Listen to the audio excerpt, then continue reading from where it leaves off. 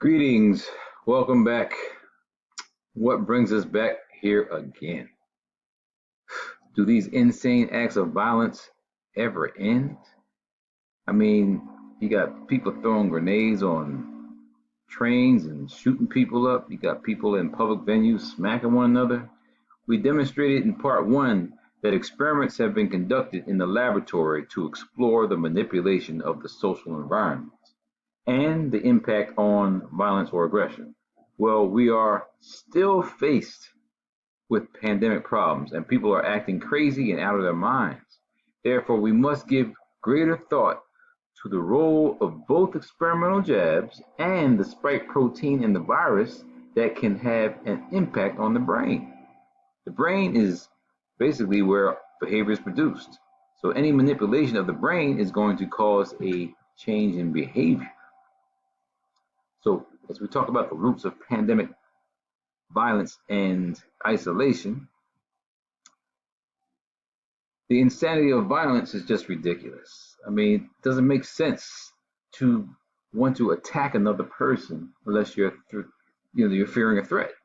So people are shooting during road rage, people killing family members, people committing mass shootings in public venues, police shooting unarmed civilians, and then there's an escalation of violence in sports.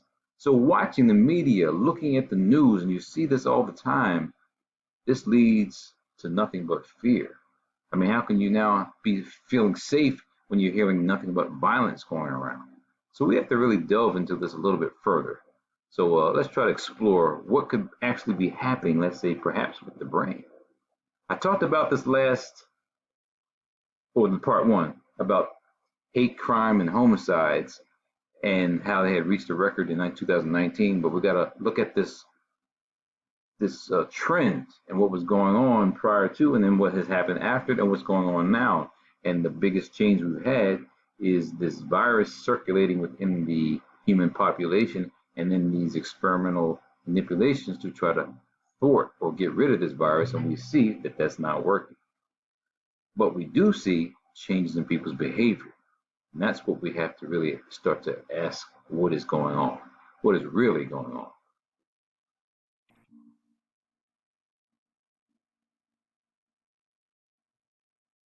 So what I have here is, let's see, looking at the roots. Michael Bradley wrote a book called The Iceman Inheritance: Prehistoric Sources of Western Man's Racism, Sexism, and Aggression. Things just don't start out of the ordinary without there being some precedent. So people's environments can create an environment where they are more aggressive than other people. Lack of resources can really make somebody want to fight and do whatever they can to obtain resources. But if you're living in an environment where you have plentiful and bountiful opportunities to have resources, then aggression is not part of your reality. So we have to look at it from that perspective. Historically, that is. There is a biology to violence. I mean, there's something going on in the brain that causes some people to be more aggressive than others. Certainly hormones are associated with that, like testosterone. I'll explore that briefly when I discuss some of the research that I've done and conducted. But hormones that are internal, serotonin, norepinephrine levels, levels of your neuropeptides, they could perhaps have an impact on your levels of aggression. So this is a book by Deborah Niehoff called The Biology of Violence. Now, what's interesting about our discussion today is that, can you believe you could actually catch a mental illness? What does that mean? Sister Harriet Washington wrote a book called Infectious Madness, and she broke it down how there are certain types of neurotoxic molecules that can destroy the brain, and some of those are coming from viruses. You don't feel too well when you catch a regular cold, common cold. You don't feel too well when you have a flu.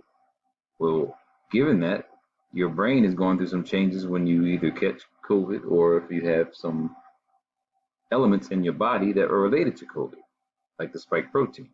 So the reality is that yes, your brain can change. There are people that have it's like fog, that they have from the experience of catching this virus. Like they feel lethargic and the thinking is just off. Well, this could potentially lead to people being more, maybe perhaps violent in our society. So, does that mean that there's a psychosis that could happen from it? Sure, there's multiple resources and articles that are stating that. What is this COVID psychosis? I mean, you can read up on your own, but this psychosis can cause people to have temporary, out of body experiences in terms of them not being themselves and feeling themselves. So the COVID-19 pandemic has had a severe impact on mental health, and we see it with these daily acts of insanity. Again, the smacks and the shootings and just the rage. In 2020, the coronavirus pandemic is associated with highly significant levels of psychological distress. So when we're looking at these trends, these events are happening during a time period where we are, again, going through an unprecedented time with this virus. Some of the effects could linger for years, and some people they recover quickly. But if it's lingering for years, that means it can have an impact on your behavior over a long period of time. And there's long-term mental health effects that really may be causing this psychosis. They're saying it's rare, but the reality is, again, you don't feel well when you have a regular cold or a flu. And so now with this virus, there's a whole lot of problems that could be existing. So from an article earlier this year, Dina Bear and Catherine Zink talked about how there's a family, or giving examples of people who have gone through this experience of having COVID and then not being themselves, and actually some people commit suicide. They don't know what's really going on with their body.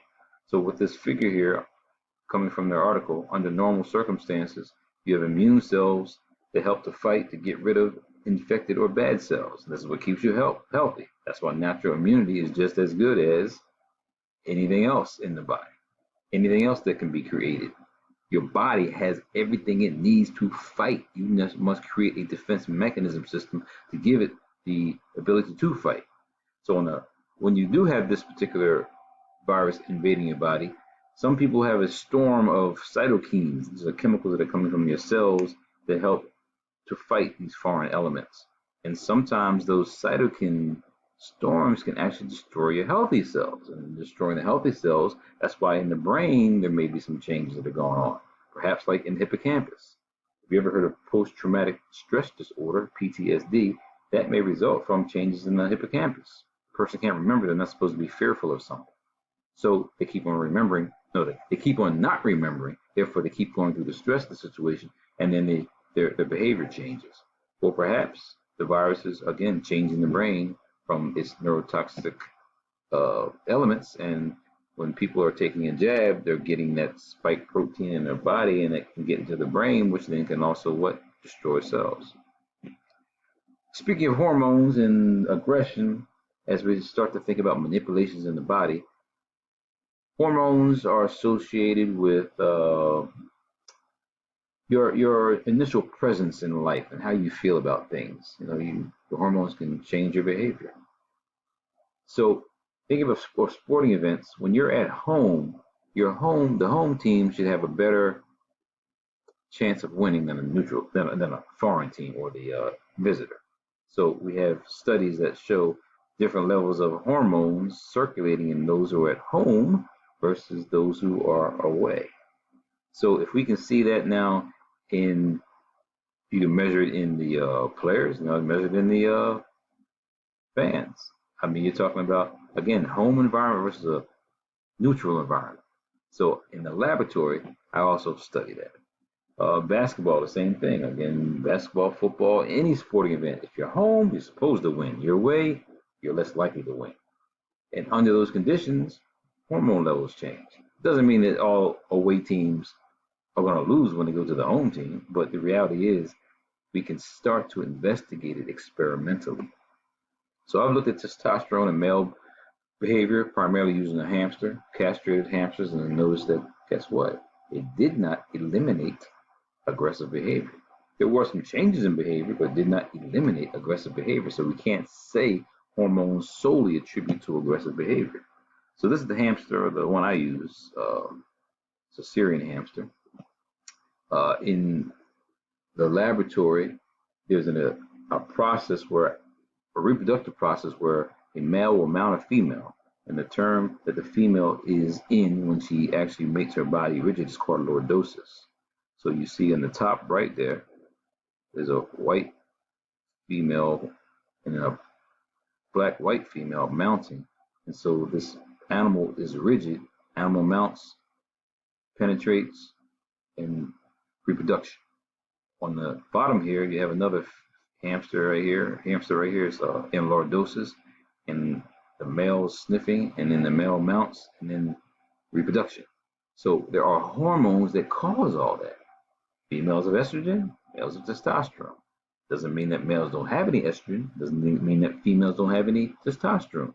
It's the balance of those hormones that are important.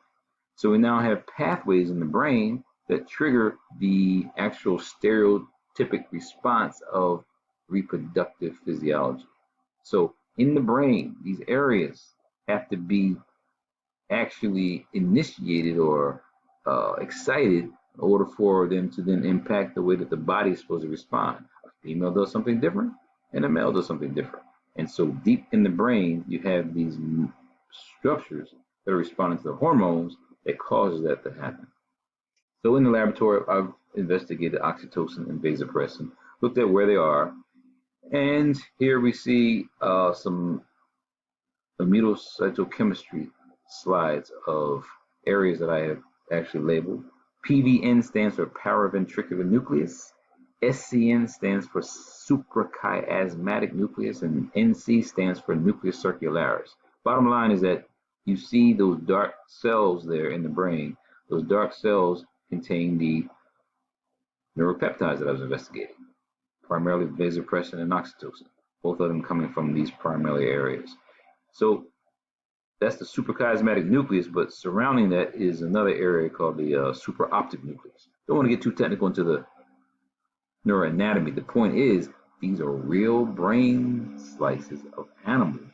And if you think about humans, if these chemicals in these areas are manipulated too much, too little, or they're impacted so you don't have any chemicals being made, guess what? It's going to alter behavior. So again, just showing the highlighted areas that are like slices of the brain of a hamster. This is vasopressin. If you look at the actual way that some of these hormones are structured, up top there is estradiol. Looks like it's basically estrogen. Well, it looks just like something we have in our diet called soy products. So genistein is a derivative in soy products, and guess what? It looks just like estrogen. That's why they're called phytoestrogens. So many of the food items we consume can have an impact on our natural hormones. So you can go back and look at the slides later on, but these are sex steroids. Testosterone can actually make estradiol by a particular enzyme called aromatase. So rather than getting too deep into this, what we're saying here is that these steroid hormones, where you see all these arrows, they're enzymes that now lead to making the next chemical.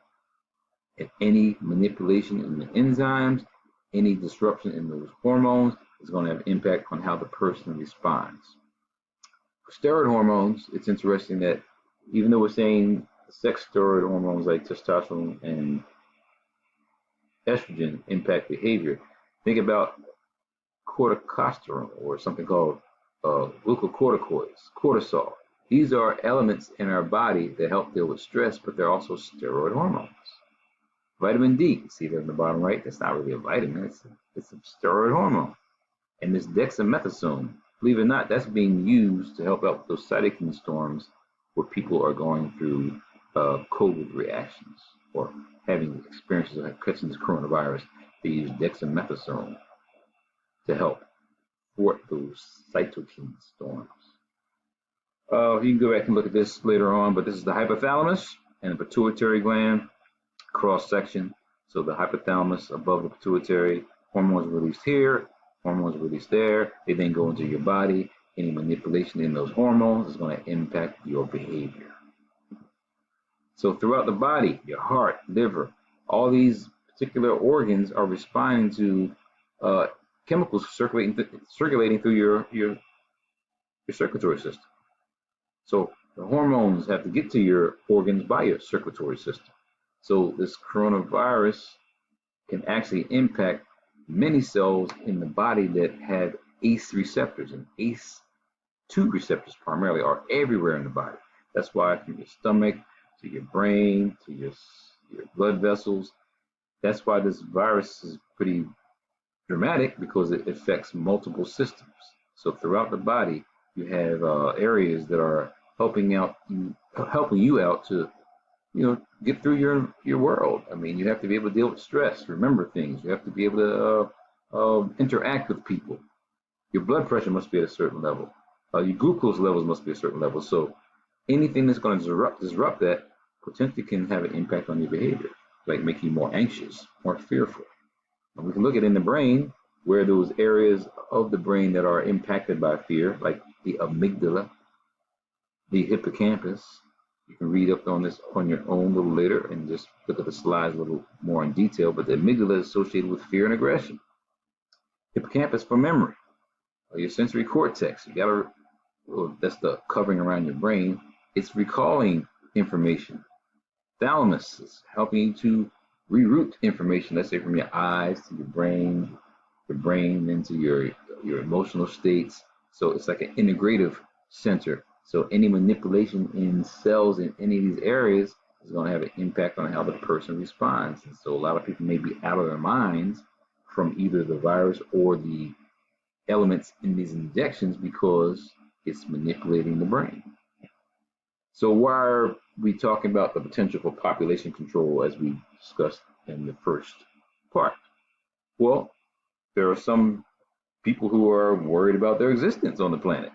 And here we have an article in 2017 saying sperm count in Western men has dropped. Western men. If you look at the end of the article, it's not the same way. It says reproductive issues among African men were less common. It is already known that Africans have significantly lower rates of another testicular problem, that is testicular cancer. A study published last fall that looked at samples from just over 30,000 Chinese men asserted that semen quality and sperm count in the men had declined over a 15-year period ending 2015. The reality is that this reduction in sperm count is not all cultural groups. So if you have Western men or white people who are now producing less, when you think about world dynamics, perhaps things are done and created to ensure that they exist and you cancel out others. So that's why we even had this discussion on population control, and you can go back and look at that on part 1 with John Calhoun experiments. And then there's a new hypothesis that has come up about snake venom by this guy named Dr. Brian Ardis. He's coming up with research that he's explored. It's not like he had done the actual experiments, but he's looking at the experiments and then making the connection. For example, in 2020, research study in France found that certain receptors in the brain that respond to actually acetylcholine. So acetylcholine is a neurotransmitter. There's two types of receptors, nicotinic and muscarinic receptors. With a nicotinic receptor, nicotine, smoking. So the nicotine from the cigarettes impacts this particular receptor. When it says acetylcholinesterase, that is a chemical that breaks down acetylcholine. So acetylcholine is important for movement and excitation. So when you think about your lungs, people who are sick with COVID, they can't breathe. They can't breathe because you have those cells that are being targeted by the spike protein shutting down those receptors. And now there's a theme that there's snake venom that does the same thing. If a snake bites you and they want to eat you, not if you're here, it could be human beings or they want to eat you too. But if a snake bites you, it releases the venom to shut down your nervous system or your breathing so that you're paralyzed and you can't move. There's a reason that happens, so that animal survives. Well, people have been saying that the spike protein of the SARS-CoV-2 is identical to these types of venoms. Wow. So we have to now perhaps look at something else going on with how it is that the coronavirus is wreaking havoc on society. As I conclude here, I want you to have some discussions from a brother named Dr.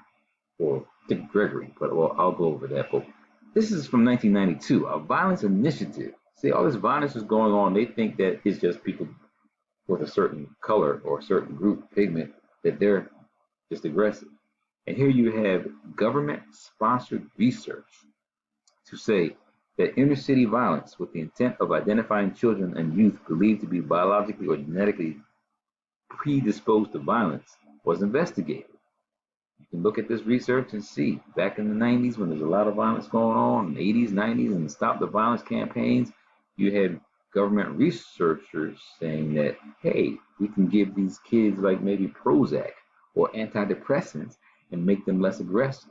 It was a real odd link because they talked about juvenile monkeys in the laboratory who are hyper aggressive.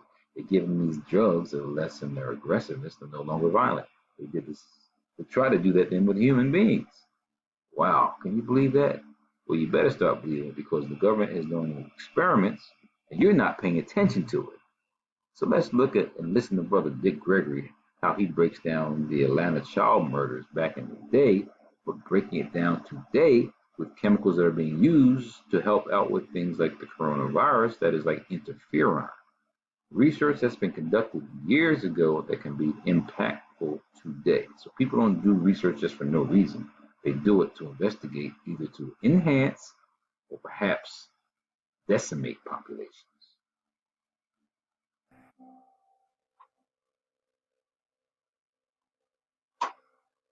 Who is responsible for the deaths in Atlanta? Many theories have surfaced. Probably the most controversial theory is the one put forth by political activist Dick Gregory. All the black children down in Atlanta. Well, why don't you just stop saying, wait a minute, first, the Klan ain't never had a pattern of going through my neighborhood killing black children. The fascists in this country ain't never had a pattern of going through this country killing black children. Black men ain't never had a pattern of going through the neighborhood killing black children. So who is it? Got to be the government.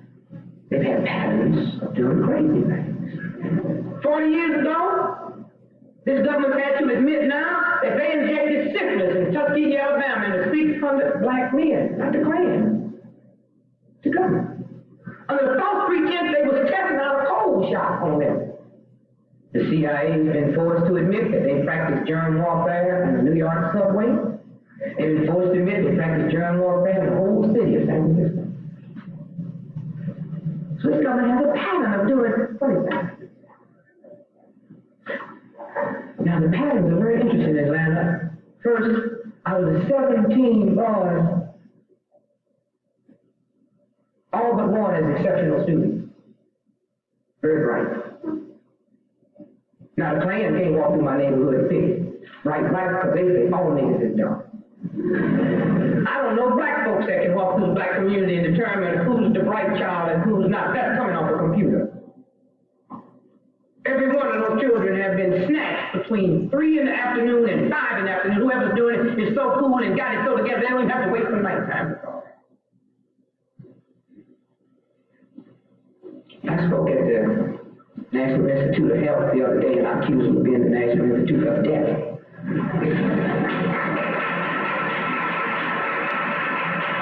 I'll be honest, the article that AP ran across the country where it said, I accused them of killing children, I didn't say that. I said the pattern is of such that they should be checked. The Center for Disease Control in Atlanta, Georgia, that center has been in on the investigation since day one. Since when do they investigate murders? And the answer that they gave me, I am not going to buy. They said the reason they got involved because they wanted to see if it was a pattern so they could warn the black community. The first time you got in was just one day, and the hell you know we was going to need a pattern unless you knew more than one was going to be wiped out. So you white folks better get concerned too. Because if they decide to go down there and wipe out blacks Then that same group come in white neighborhood and start wiping out white and leave you believe I'm doing it, leave me believe you doing it, and they got to play white. There's a new game in town. If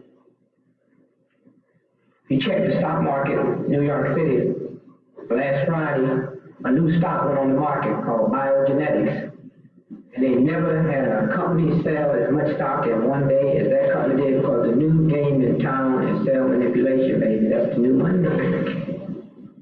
And when you're dealing with that, you got to find somebody to manipulate.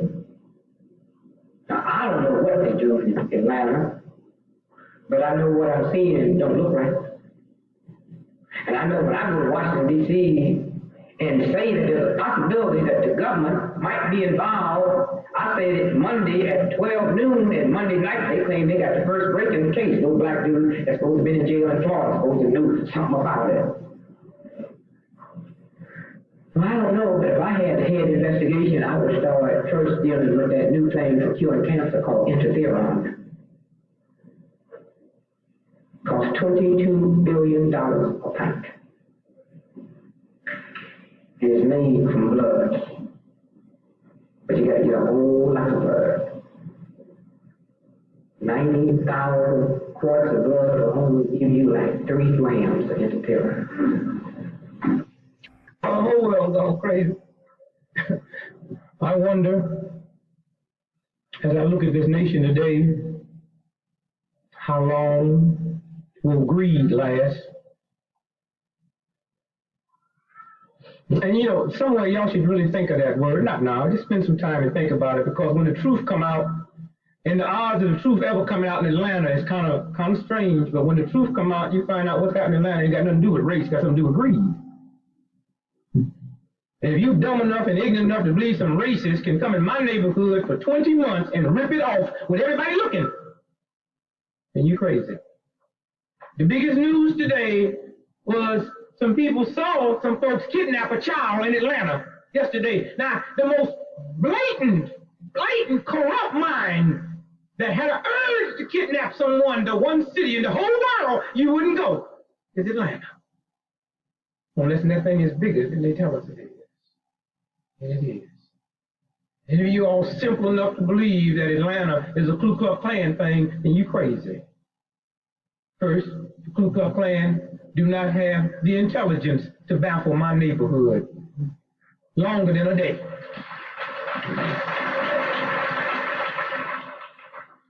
Two, the Ku Klux Klan do not have a pattern of coming in my neighborhood ripping off my children. Okay? Black men and black women has never had a pattern of coming in my neighborhood ripping off black children. If we was in Atlanta right now and a child walked past here unconsciously, we'd all watch that child. A city where everybody is looking and it can still happen, it means they're looking for and at the wrong thing. I wonder how long will your greed last? I wonder how long will we in this nation fail to tune into that God force that's locked inside of you? And I ain't talking about them isms and them osms. I'm talking about that universal God force that's locked inside of you, whether you know it or not. And I wonder how long, with all of this silliness and madness, will you fail to see what is about to happen